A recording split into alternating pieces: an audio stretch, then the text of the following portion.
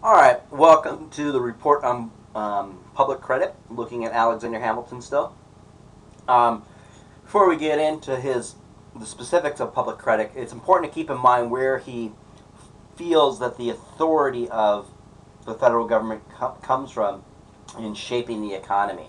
So Hamilton justified both reports by the doctrine known as implied powers. He originated the doctrine of implied powers, or loose interpretation of the Constitution that freed the Constitution from its exact wording, permitting the government to um, evolve in a changing world. Hence, Hamilton's report and contributions are significant because they led to the development and implementation of the economic philosophy that our society is governed by to this day. This economic philosophy tied the interests of the moneyed class, the rich, the wealthy, and the new government together and started the wealthy to think nationally, which was a real challenge for the first generation of political leaders because they were living within a country that majority of the people did not think nationally. They thought either by the state that they lived in, the county, the province, the parish, and whatnot. The notion of being an American was, it's very important to keep in mind, a very new concept that wasn't bought by everybody at this point. So before we go into his report on public credit, I want to get specific about what this implied clause is, or the elastic clause, sometimes it's referred to. Um, so we know Congress has the power to regulate interstate commerce, right? It says so in Article 1, Section 8, Clause 3. You look it up, it's right there, it's in any web search. But does Congress have the powers to, say, make rules on settling national minimum wage? Is that minimum wage law really necessary and proper for Congress to exercise its authority to regulate interstate commerce? Today, most people would say yes, we do have a national minimum wage law, and very few people now argue that the law should be considered unconstitutional, although some people do argue that. But that law came into effect, and Congress was legitimately able to pass the minimum wage back during the New Deal because of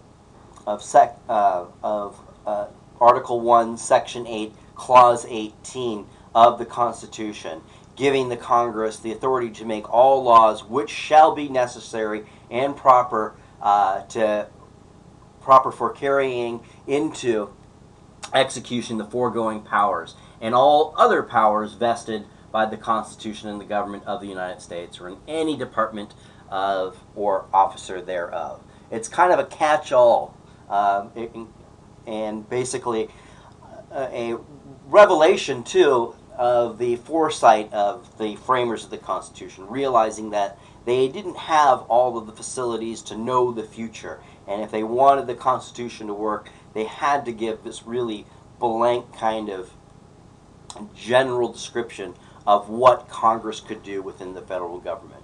And so, because of Clause 18, um, Alexander Hamilton is going to take that and say the federal government has the constitutional authority to shape the federal government. And a lot of the framers of the burgeoning federal government that we'll be looking at, Alexander Hamilton, Thomas Jefferson, um, John Marshall, were able to interpret the Constitution loosely because of Clause 18. So, getting to the report on public credit. In 1789, the House of Representatives asked Alexander Hamilton, Secretary of Treasury under Washington, for suggestions on how to handle the staggering challenge of the nation's finances. It was a mess. They were in debt. There was no real agreement on how to go forward with the economy. And it looked incredibly bleak at the time, like the country probably wouldn't last very much longer.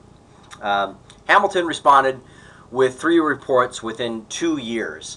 So one on public credit, one on the National Bank, and one on manufacturing and trade guidelines. So for our lecture, we're just going to look at the one on public credit and national bank. And in this learning objective, we're looking at the one on public credit.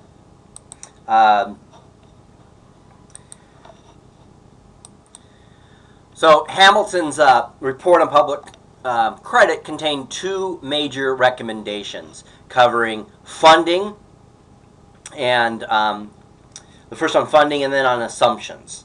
So first we're going to look at the funding. First, under the plan for funding, the new federal government would fund its foreign and domestic obligations at full face value. So Hamilton believed that America must have credit for industrial development, commercial activity, and the operations of government. Its future, her future credit would depend on how she met her present obligations. The United States debt, foreign and domestic, quote, was the price of liberty. The faith of America had been repeatedly pledged for it among ourselves, and the most enlightened friends of good government are those whose expectations of prompt payment are the highest, to justify and preserve their confidence, to answer the calls of justice, to restore landed property to its due value, to furnish new resources both to agriculture and commerce, to cement more closely the union of the states, to add to their security against foreign attack, to establish public order on the basis of an upright and liberal policy. These are the great and invaluable ends to be secured by a proper and adequate provision at the present period for the support of public credit. So Hamilton believed and advocated in his report on public credit. So certainly everyone agreed the foreign debt of $11.7 million owed mostly to the Netherlands, Spain, and France should be paid at par. Consequently, almost overnight, Hamilton's fiscal feat had established the public credit. As a result, the Treasury was able to secure the needed funds in the Netherlands on terms more favorable than any other borrowing nation. However, many people objected to paying the $42.4 million at par, which the government borrowed under the Articles of Confederation from the American people during the war. The opposition was led by Jefferson and Madison, who were upset when urban speculators rushed to rural areas where they purchased loan certificates from unsuspecting citizens at bargain prices. It was estimated that of the nation's domestic obligations, about 20,000 people owed a majority, only 20% of whom were the original creditors. So Hamilton's program allowed all current holders of loan certificates, no matter how they attained them, to exchange old certificates for new government bonds bearing 6% interest. That's great interest, by the way.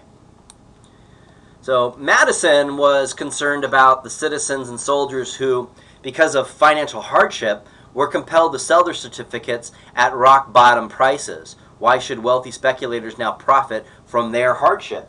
Also, to many backcountry farmers, making money with physical labor without physical labor appeared immoral, unrepublican, and certainly un-American. But too many records have been lost since the Revolutionary War for the Treasury Department to identify all the original holders. So it was just seen to be a little impractical, basically. The result, in February 1790, Congress soundly defeated Madison's proposal to pay, quote, the highest price to the speculators, which has prevailed in the market, and the remaining funds would go to the original purchasers. So this was defeated. Also, nearly half of the members of the House of Representatives, 29 of the 64, owned Continental securities, many through purchase. The debate and organized opposition between urban commercial class and agricultural rural class over domestic debt begun the solidification of the two interest groups that would be the foundation of the two-party system that we'll look more closely later. Under the Assumption Program, Hamilton urged the federal government to pay all remaining state debts. Hamilton argued the state debts were a proper national obligation, for they had been incurred in the War for Independence. Hamilton believed federal assumption of the state debts would chain the states more tightly to the federal chariot, as he put it. It was hoped that the maneuver would shift the attachment of the wealthy creditors from the states to the federal government. Getting the wealthy to think nationally was a crucial link in Hamilton's political strategy to strengthen the central government. Hamilton also reasoned that the federal government's assumption of the state's $21.5 million debt would significantly reduce the power of individual states to shape national economic policy and thus create a strong federal government. So it was a ploy to push down this provincial identity that was developed under salutary neglect during colonial times, where you had the political elites in each state proudly identifying with their state identity. So Hamilton saw this as a way, okay, they're in debt, let the federal government assume that since we own their debt, we will own their destiny and the way, and also we will own the way that the federal government is shaped. The federal government will own that, not the states. And so it was a way of greatly diminishing the power of so-called states' rights. And this is important to understand because this is an issue that gets confused a lot in some of the rhetoric about the Founding Fathers, that they were pro-states' rights and that the federal government has been run amok in recent times. Certainly, looking at the way the federal government is today, there's a lot of debate. But hearkening back to the Founding Fathers, there were certainly people that disagreed with Hamilton, but Hamilton offered his policies up for debate. He debated them, he had his supporters, and him and his supporters won out the day. They were able to diminish the concept of states' rights and shape the federal government in doing so. And there certainly was a debate during his time. The debate over financing the federal the debt would help polarize the southern agricultural interests against that of the northern commercial interests, which would help lead to the two-party system that we have today. The assumption unleashed basically a great criticism from states like Virginia, which had already paid its Revolutionary War debts. And Hamilton's program seemed to reward certain states like Massachusetts for failing to put their finances in order. Virginia had levied high taxes to pay its debts, and now its citizens would have to pay the debts of other states as well, mostly of the benefits of northern speculators, basically. And again, this is where the crux of the argument came, and it began to shape party politics, which would be led by Hamilton, who would favor a strong central government, versus Jefferson, who would favor what he would refer to as states' rights, keeping the eminence of states' rights intact within the federal government. Eventually, Jefferson would change his tune once he became president, and we'll take a look at that when we look at his lecture. So, politics is all about compromise and wheeling and dealing, and it was true. It's true today, and it's true back then. So, to win support for his controversial plan, Hamilton made a deal with a large, powerful congressional delegation from Virginia. He agreed to support the transfer of the national capital from Philadelphia, its temporary home, to a new federal district across the Potomac from Virginia, Washington, D.C. So, this is how we got Washington, D.C. All right, that concludes the report on public credit. I will see you in the learning objective for the National Bank.